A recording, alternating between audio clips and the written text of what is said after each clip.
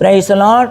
ஆண்டவரும் அருமை இரட்சகருமாகிய இயேசு கிறிஸ்துவின் இனிய நாமத்தினாலே உங்கள் யாவரையும் நாங்கள் வாழ்த்தி ஆசீர்வதிக்கிறோம். கர்த்தர் தாமே உங்களை ஆசீர்வதிப்பாராக.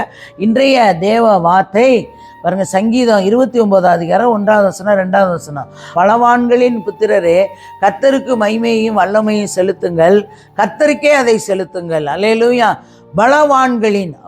பலவான்களின் புத்திரரே, ஒருவேளை நீங்கள் உங்களுடைய குடும்பத்திலே நீங்கள் பலவான்களா வசதியா எப்படியோ இருக்கலாம், ஆனால் புத்திரரே கர்த்தருக்கு மகிமையே வல்லமையை செலுத்துங்கள்.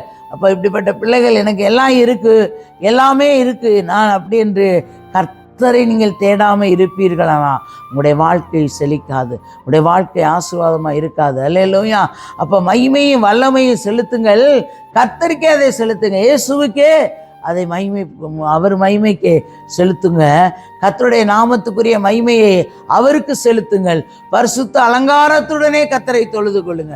அப்போ பரிசுத்தம் இல்லாமல் தேவனை யாரும் தரிசிக்க முடியாது. ஏன்னா அவர் பரிசுத்தராக இருக்கிறது போல நீங்களும் பரிசுத்தராக இருக்க வேண்டும். அப்படிதான் சொல்லுகிறது பாருங்க.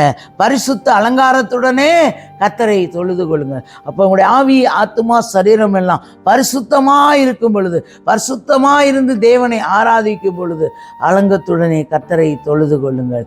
அவர் உங்களுடைய வாழ்க்கையிலே செழிப்பாய் விண்ணப்பத்தை தந்து தேவன் நடத்துகிற தேவனாய் இருக்கிறார். தகப்பனே, மை துதிக்கிறோம், சோத்திரம். கர்த்தாவே, சர்வ வல்லமையுள்ள தெய்வமே, மை துதிக்கிறோம், சோத்திரம். நேற்றும் என்று மாறாத நல்ல தகப்பனே, பரிசுத்தமுள்ள கரத்தில் ஒரு சேங்களை தாழ்த்தி உங்களுடைய பொறுப்பாத்தில் தருகிறோம். தேவன் பொறுப்பெடுங்க, ஆசீர்வதி. இயேசுவின் நாமத்தில் ஜீவனுள்ள நல்ல பிதாவே.